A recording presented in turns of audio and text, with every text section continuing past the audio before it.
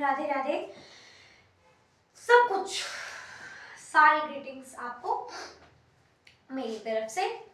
तो as usual हम आज फिर पढ़ेंगे एसएसटी का चैप्टर नंबर 3, हिस्ट्री का चैप्टर नंबर 3, क्लास 9 का Nazism and the rise of Hitler. It will be part 2। Part 1 में हमने क्या पढ़ा था? बैकग्राउंड पढ़ा था। बैकग्राउंड क्या पढ़ा था हमने? बैकग्राउंड में कि हेलमुट नाम का लड़का होता है, उसके फादर को वो सुनता है बात करते हुए कि या फिर वो खुद मर जाए या पूरी फैमिली के साथ सुसाइड कर ले वो। ठीक है, तो उसके अगले ही दिन 2-3 दिन बाद क्या होता है, उसके फादर खुद को शूट कर लेते हैं उनके ऑफिस में। ठीक है, तो ये फिर था किस चीज का? वो कहते कुछ बात कर रहे थे कि जो हाँ उसके फादर कहते हैं कि जो हमने किया है वो ही अलाइज हमारी तरफ भी करेंगे। ठीक है, ओके। तो ये फिर था किस चीज का? फिर हमने पढ़ा कि हिटलर ने सुसाइड कर ली, ये सारे उसके बाद में जो भी पढ़ा, ठीक है, वो हमने पढ़ा कि जीनोसाइडल वॉर हुई। ठीक है, हिटलर ने सुसाइड कर ली। ठीक है, इंटरनेशनल मिलिट्री ट्रिब्यूनल बैठा एक। ठीक है, वो सब हमने पढ़ा कि वर्ल्ड वॉर 2 के बाद के कॉन्सिक्वेंसेस पढ़े हमने। इस वीडियो में फिर उसके बाद हमने पढ़ा बर्थ ऑफ वेमार रिपब्लिक। वो कॉन्सिक्वेंस था हमारा, वो चीज था, वो टॉपिक था हमारा, वो बात करेगा फर्स्ट वर्ल्ड वॉर के बाद की कॉन्सिक्वेंसेस की। ठीक है, क्लियर? तो गवर्नमेंट बन गई फ्रांस, मतलब जर्मनी में, फ्रांस में गया था, जर्मनी में। ठीक है, अब हमारा ये टॉपिक का नाम है द इफेक्ट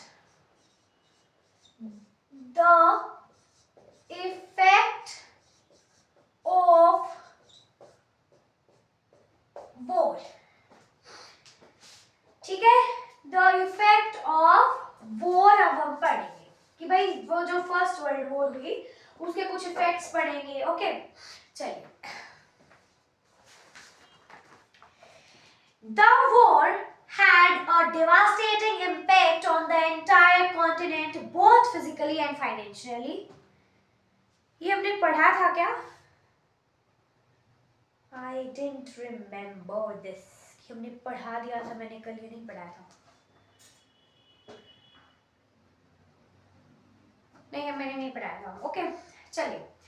तो क्या है इफेक्ट ऑफ वॉर पढ़ेंगे कि the war had a devastating impact on the entire continent, both physically and financially. कि जो कॉन्टिनेंट था उसके ऊपर दोनों तरीके से इम्पैक्ट पड़ा, फिजिकली भी इम्पैक्ट पड़ा और फाइनेंशियली भी पड़ा। ठीक है, चलिए। From a continent of creditors, Europe turned one of debtors. कि जो वो था कि क्या थे, वो क्रेडिटर थे, औरों को लोन्स देते थे, पैसा देते थे। ठीक है, पर अब वो क्या हो गए, लोन लेने वाले कि हाँ भाई हमें लोन दे दो, ठीक है, पैसे दे दो, वो वाली कंट्री, वो वाला हो गया था यूरोप। ठीक है, turn into. Unfortunately, the infant Weimar Republic was being made to pay for the sins of the old empire. ठीक है, इसका मतलब क्या है कि जो इन्फेंट यानी अभी अभी जो बोर्न हुआ था, मतलब जो वेमार रिपब्लिक था, उसको क्या कर्ज चुकाना पड़ रहा था? किस चीज का? जो एम्परर ने किया था। ठीक है, जो ओल्ड एम्पायर जो जर्मनी ने हुआ, जर्मनी ने लड़ाई लड़ी, उसका कर्ज किसने चुकाया? किसको चुकाना पड़ रहा था?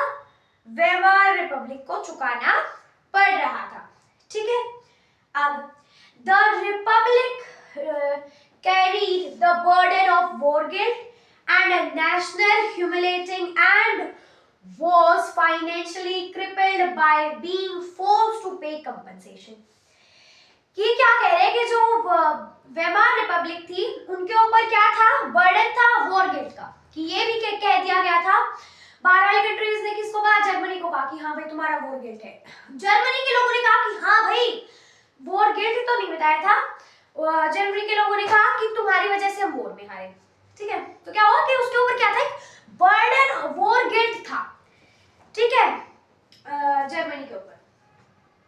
तो the Republic carried the burden of war guilt and a national humiliating and a financially crippled by being forced to pay compensation, कि नेशनल ह्यूमिलेटिंग भी हो रही थी उसके साथ, जर्मनी के साथ ना सब कुछ ले लिया गया था उससे, ठीक है, ट्रीटी साइन हुई थी, और क्या हुआ था, कंपनसेशन पे करना पड़ रहा था, इसलिए वो फाइनेंशियली भी क्रिपल होता जा रहा था, ठीक है। फिर आगे पढ़ते हैं, आगे हमारा क्या है, those who supported the Weimar Republic mainly socialists, Catholics and Democrats, कि जो वेमार रिपब्लिक था उसे कौन कौन सपोर्ट करते थे,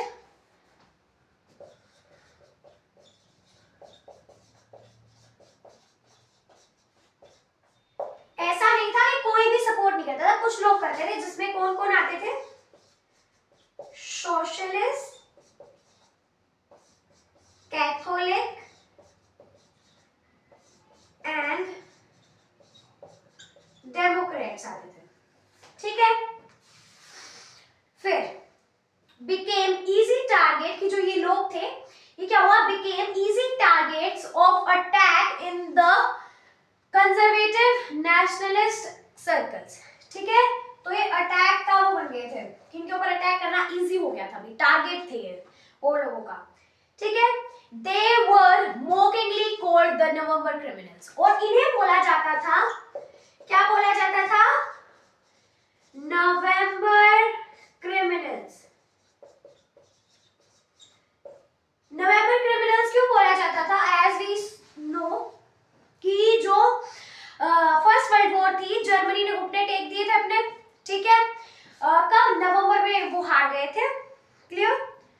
तो कि जो कुछ भी नवंबर में हुआ वो हार गए, उसका गिल्ट उसका उस क्राइम का गिल्ट वो जो कह रहे थे वहां के लोग, तो उन्होंने मॉक करने के लिए, उन्हें चिढ़ाने के लिए, बुरा बुरा बोलने के लिए उन्होंने क्या बोला कि तुम तो नवंबर क्रिमिनल्स हो, कि जो कुछ हुआ नवंबर में वो तुम्हारी वजह से हुआ, अगर तुम नहीं होते, ऐसा नहीं होता, ये वेमार रिपब्लिक को बोला गया, ठीक है, तो हम नहीं आते, तो जो नवंबर क्रिमिनल्स उसे उन्हें बोला गया, clear.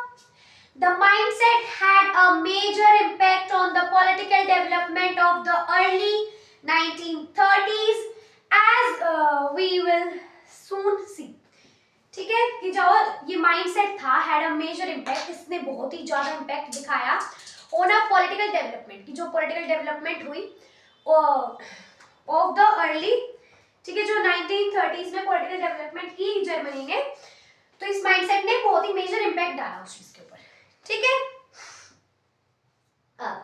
The first world war left a deep imprint on European society and polity, ठीक है, कि उसने बहुत ही गहरा एक दबाव, एक क्या कह सकते हो उसको, कि एक निशान, एक धब्बा छोड़ दिया था यूरोपियन सोसाइटी के ऊपर और एंड पोलाइटी के ऊपर, ठीक है।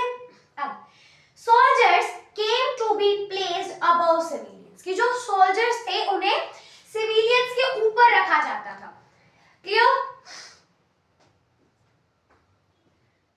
कहां गए, अच्छा, civilians. Politicians and publicists laid great stress on the need for men to be aggressive, strong and masculine, कि क्या हुआ कि अब जो सोल्जर्स थे उन्हें ऊपर वाला दर्जा दिया गया, उन्हें महान माना गया और सिविलियंस के कंपैरिजन में, क्यों, क्योंकि जब लड़ाई होगी तब ये तो काम आएंगे जर्मनी के, ठीक है। अब ऊपर माना गया, जो पॉलिटिशियंस थे, ठीक है, पब्लिसिस्ट थे, लेड ग्रेट स्ट्रेस, वो उन्होंने दबाव डाला कि हमें कैसा मैन चाहिए, हमें ऐसा मैन चाहिए जो स्ट्रॉन्ग हो, एग्रेसिव हो, ठीक है, स्ट्रॉन्ग हो, एग्रेसिव हो और एक मस्कुलिन हो, ठीक है, मर्दाना हो, ठीक है। अब the media glorified trench life, media ने क्या किया, ग्लोरीफाई किया ट्रेंच लाइफ को। ट्रेंच क्या होता है, कि जैसे गड्ढे होते हैं, in the sense I will tell you, wait a minute,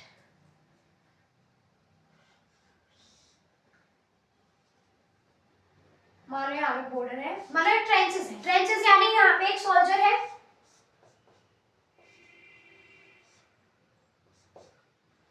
उसके हाथ में गन है तो क्या करता है, ये होते हैं ट्रेंचेस जहाँ पे सोल्जर्स रहते थे, तो वो इसके ऊपर चढ़ते हैं, यहाँ से शूट करते हैं, फिर वापस नीचे आ जाते हैं। तो ये ट्रेंचेस थी। तो इस लाइफ को, हालांकि ये अच्छी नहीं होती थी, पर इस लाइफ को मीडिया ने क्या किया, ग्लोरीफाई किया। ठीक है, अब आगे मतलब बढ़ावा दिया, ठीक है, अच्छा बताया। अब आगे, the truth however was that soldiers lived miserable lives in these trenches, कि मतलब बहुत ही गंदी लाइफ जीते थे, ठीक है, इन ट्रेंचेस के अंदर, trapped with the rats feeding on corpse, ठीक है, ठीक है, trapped with rats feeding on coops, ठीक है, ओके। तो मतलब यहाँ पे चूहे वूहे घूमते रहते थे, ठीक है, कीड़े वीड़े होते थे, मतलब गंदी होती थी भाई, क्या ये गड्ढे में जीना, इतनी गोलियां चल रही, कभी मर सकते हो तुम, ठीक है, यहाँ पे इतना गंद होता था। छोड़िए फिर, क्लियर। अब they face poisonous gases and enemy shellings and witnessed their ranks reduced rapidly. क्या हुआ, इनको पॉइजनस गैसेस का सामना करना पड़ता था, ठीक है, और क्या होता था कि इन सब चीजों के बाद कि मतलब दुश्मन का सामना करना पड़ता था, पॉइजनस गैसेस का सामना करना पड़ता था, ये चूहों के साथ गंद में रहते थे। फिर भी क्या हुआ कि मतलब जो वॉर के बाद, फर्स्ट वर्ल्ड वॉर के बाद, इनकी जो रैंक्स थी वो रैपिडली घट गई, डिक्रीज्ड, क्लियर। अब aggressive war, propaganda and national honor occupied center stage in the public sphere, while popular support grew for conservative dictatorships that had recently come into being. क्या कहना चाहते थे, इसी ऐसे माहौल में, एग्रेशन के माहौल में, वॉर प्रोपेगेंडा यानी वॉर चाहते हैं लोग, इंसाफ चाहते हैं, ठीक है, एग्रेशन में है, गुस्से में है सारे लोग। तो ऐसी स्थितियों में क्या हुआ कि लोग चाहने लगे कि भाई हमें डिक्टेटरशिप चाहिए, ठीक है, डिक्टेटरशिप की नीड हो गई वहां पे, ठीक है, एक अच्छा रास्ता मिल गया कि कोई भी डिक्टेटर, जैसे हिटलर था, ठीक है, उसको एक अच्छा रास्ता बन गया ग्रो होने के लिए, ठीक है। तो क्या हुआ कि डिक्टेटरशिप का वो चल सकती थी, यहाँ पे डिक्टेटरशिप की जरूरत थी लोगों को, उसकी मांग करने लगे, ठीक है। Democracy was indeed a young and fragile idea which could not survive the instability of interwar Europe, ठीक है, जो डेमोक्रेसी थी ये एक फ्रेजाइल सा आइडिया हो गया था, ठीक है, जो नहीं सह पाया कि जो ये इंटरवॉर यूरोप था, इसको, इंस्टेबिलिटीज ऑफ इंटरवॉर यूरोप को, ठीक है। यहाँ पे इफेक्ट्स ऑफ वॉर होता है हमारा खत्म, कि क्या क्या होने लग गया, क्लियर। तो क्या क्या हुआ बेसिकली,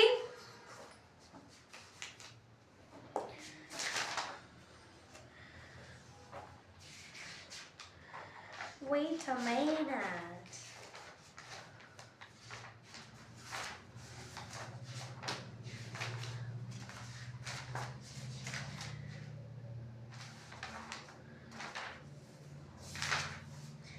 तो क्या थे effect of war, the war guilt clause held Germany responsible for war damage and she had to pay reparation of 6 billion euros, की वॉर गिल्ड डाल दिया। क्या क्या इम्पैक्ट थे वो बता रहा हूँ मैं अभी, from creditors they became debtors, ठीक है, यूरोप बन गया था, clear. Socialist, Catholics and Democrats थे, उन्होंने नवंबर क्रिमिनल स्टेट किया, उनको नवंबर क्रिमिनल स्टेट किया गया by others who supported Weimar Republic को, जो सपोर्ट कर रहे थे वो टारगेट बन गए थे और लोगों का। There came changes in society also, like soldiers were placed above, soldiers ऊपर प्लेस किए जाते थे, पर जैसा कि उनकी लाइफ बहुत ही गंदी होती थी, ठीक है, फिर भी उनको ऊपर रखा गया। डेमोक्रेसी काम नहीं कर पाई, डेमोक्रेसी यहाँ पे फेल हो गई, ठीक है, मतलब कोई अच्छा आइडिया था नहीं डेमोक्रेसी का यहाँ पे, ठीक है, ऐसी स्थितियों में। तो ये थे बेसिकली कुछ इम्पैक्ट्स या इफेक्ट्स आफ्टर द वॉर।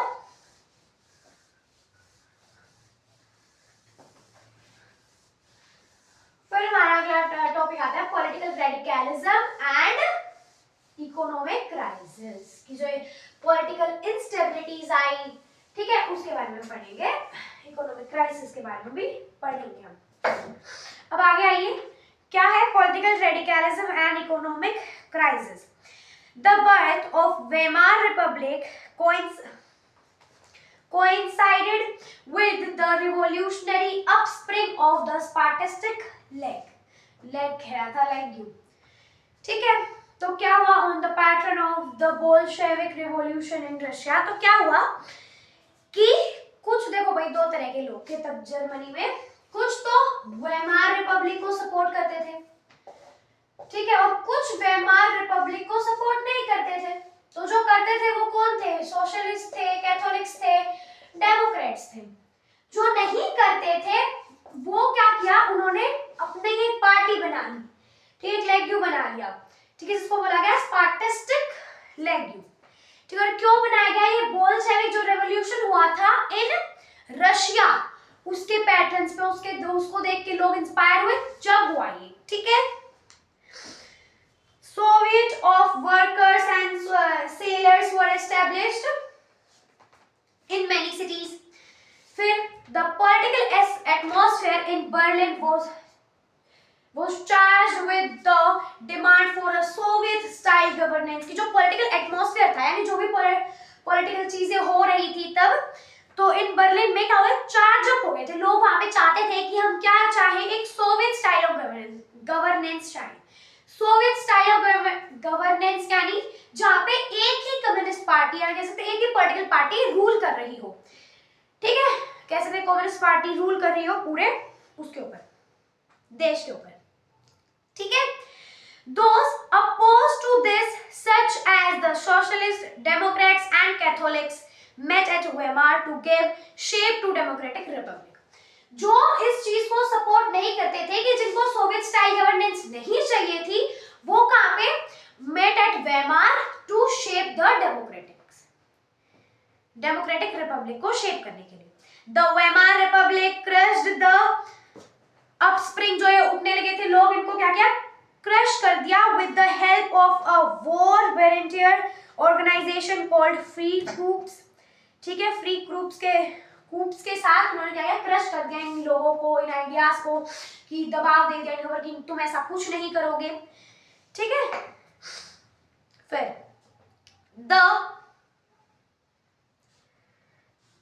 और जो स्पार्टिस्टिक लेग्यू के जो पीपल थे, अभी तो इनको दबा दिया गया, पर ये बाद में क्या हुए, ये बाद में कम्युनिस्ट पार्टी बन गई, ठीक, क्या बन गई, कम्युनिस्ट पार्टी ऑफ जर्मनी की तरह इनको देखा गया, ठीक है। अब आगे, communist and socialist henceforth became conceivable enemies and could not make common cause against Hitler।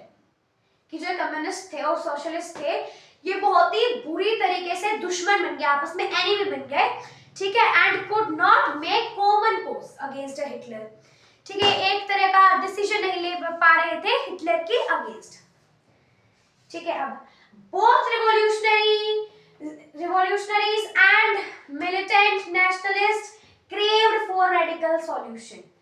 ये दोनों ही रिवॉल्यूशनरीज और मिलिटेंट नेशनलिस्ट क्या चाहते थे, क्रेविंग नहीं, क्रेव्ड, ये बुरी तरीके से चाहते थे कि एक रेडिकल सॉल्यूशन उन्हें मिले, ठीक है। अब political radicalization was only heightened by the economic crisis of 1923। और जो political instabilities आई, ये radicalism आया, ये और बढ़ गया, हाइटेंड किया गया by only the economic crisis जो 1923 में आए थे, ठीक है। तो इकोनॉमिक क्राइसिस कब आए, इकोनॉमिक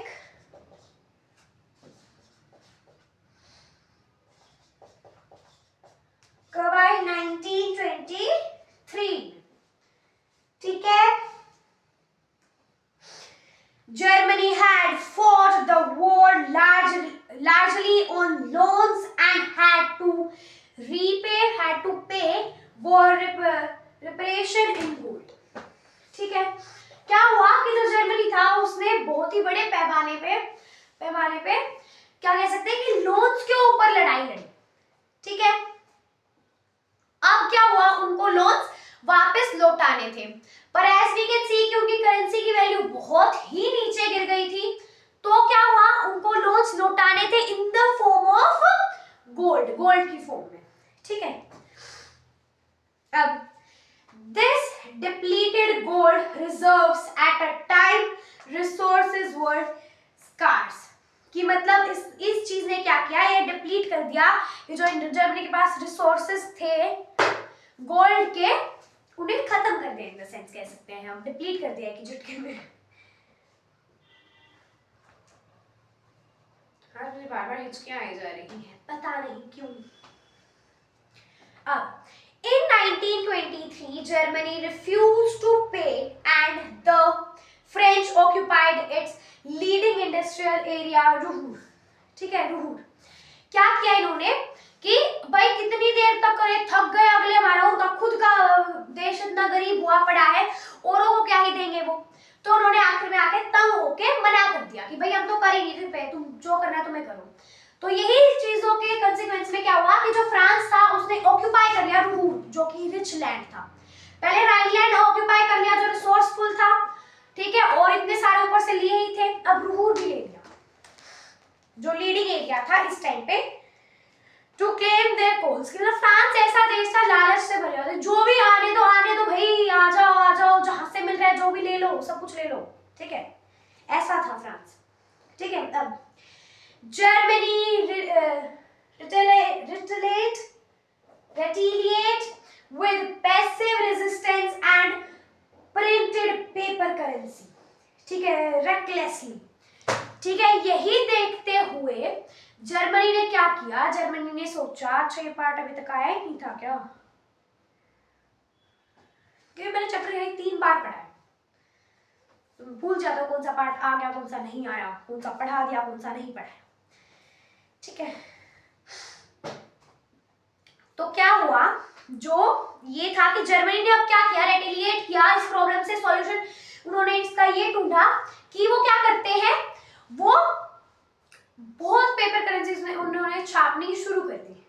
ठीक है, छापनी शुरू कर दी और लोगों में बांट दी। आगे, ठीक है, with too much printed money and calculation the value of the German mark fell।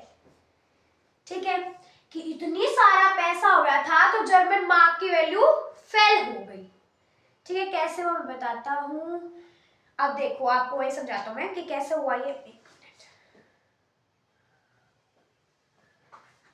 अब देखिए, अगर मान लो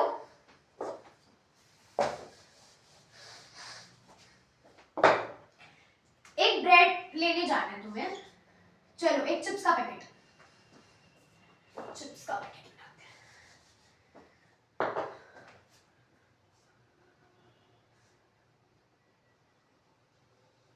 ये मत पूछना मैंने कौन सा पेड़ बनाया है, चिप्स का पैकेट बनाया है यार, इतना भी गंदा नहीं होता वो।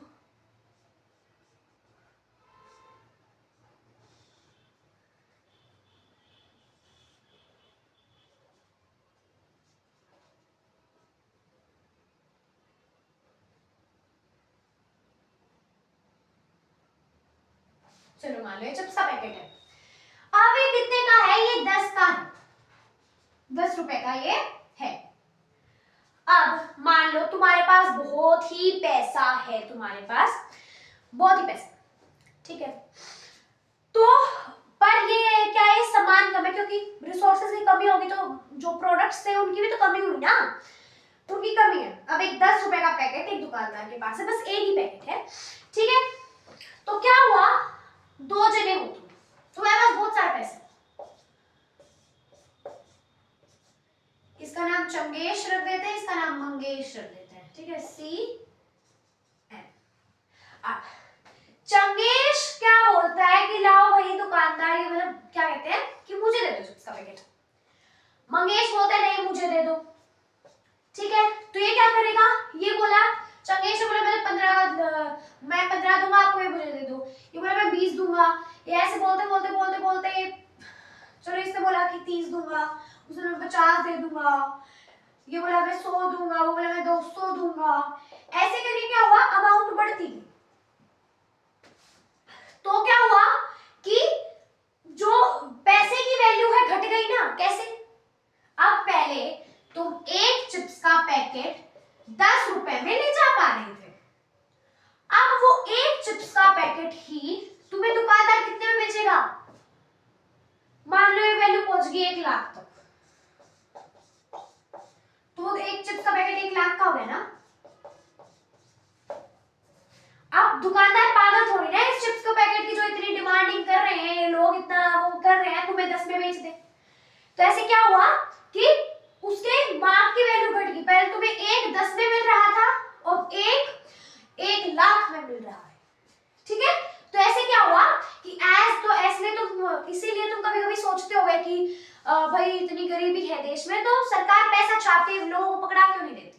तो यही सिचुएशन होगी फिर, क्योंकि पैसे की वैल्यू फेल होगी। तो ऐसे ही कि जैसे उन्होंने प्रिंटेड करेंसी करनी स्टार्ट की तो उनके जो जर्मन मार्क की वैल्यू है वो गिर गई। अब देखते हैं कैसे गिरी।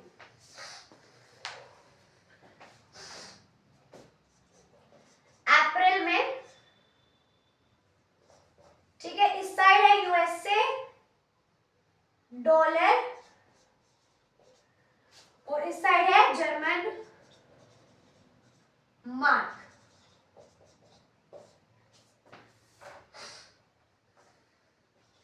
ठीक है, पहले हमारा आया अप्रैल में कितना था कि एक यूएसए की डॉलर की वैल्यू हो गई 24,000 मार्क्स, जर्मन मार्क्स। ठीक है, फिर जुलाई में क्या हुआ, एक मतलब डॉलर की वैल्यू क्या हो गई 3 लाख।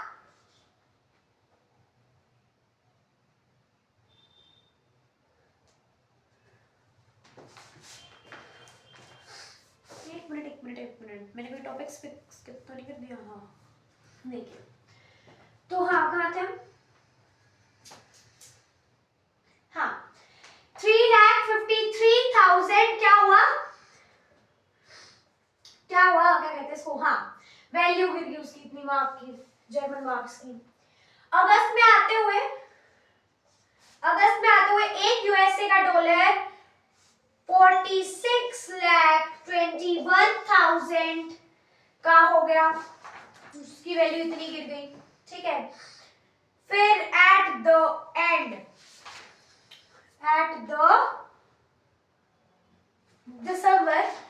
दिसंबर आते हुए एक यूएसए डॉलर की आप वैल्यू सोच नहीं सकते कितनी हो गई,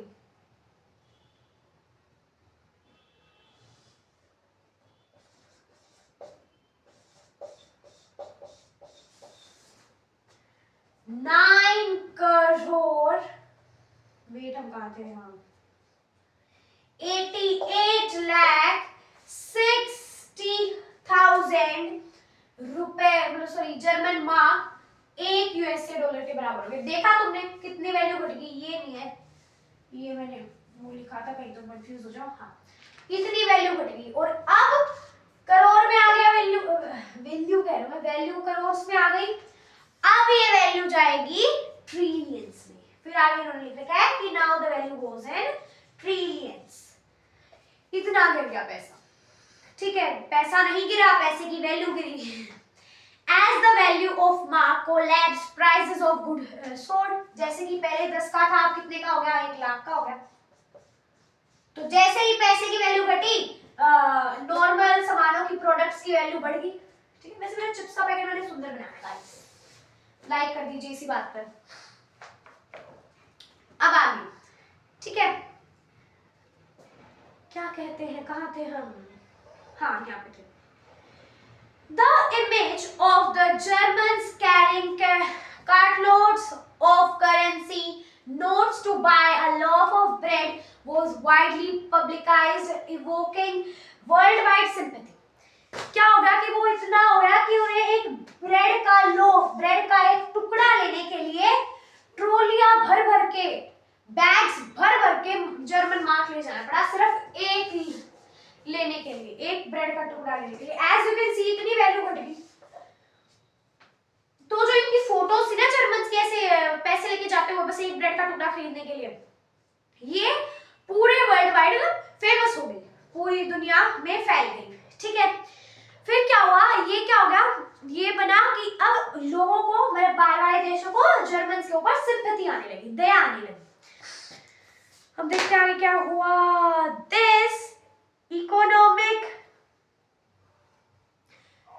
This crisis came to be known as hyperinflation. देखो,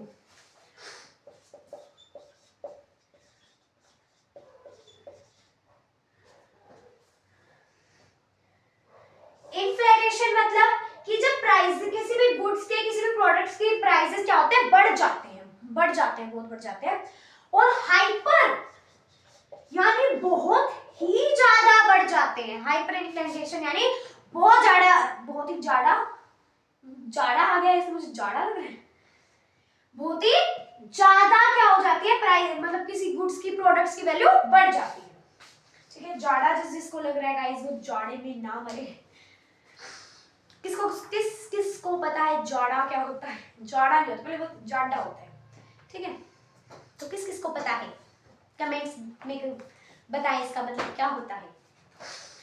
अब आगे, eventually the Americans intervened and bailed Germany out of the crisis by introducing the Davies plan.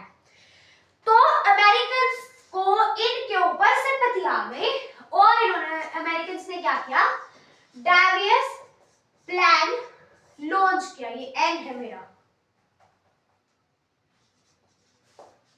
Davies plan launch किया। ठीक है, इंट्रोड्यूस करवाया, which revoked the terms of repatriation to ease the financial burden on Germany.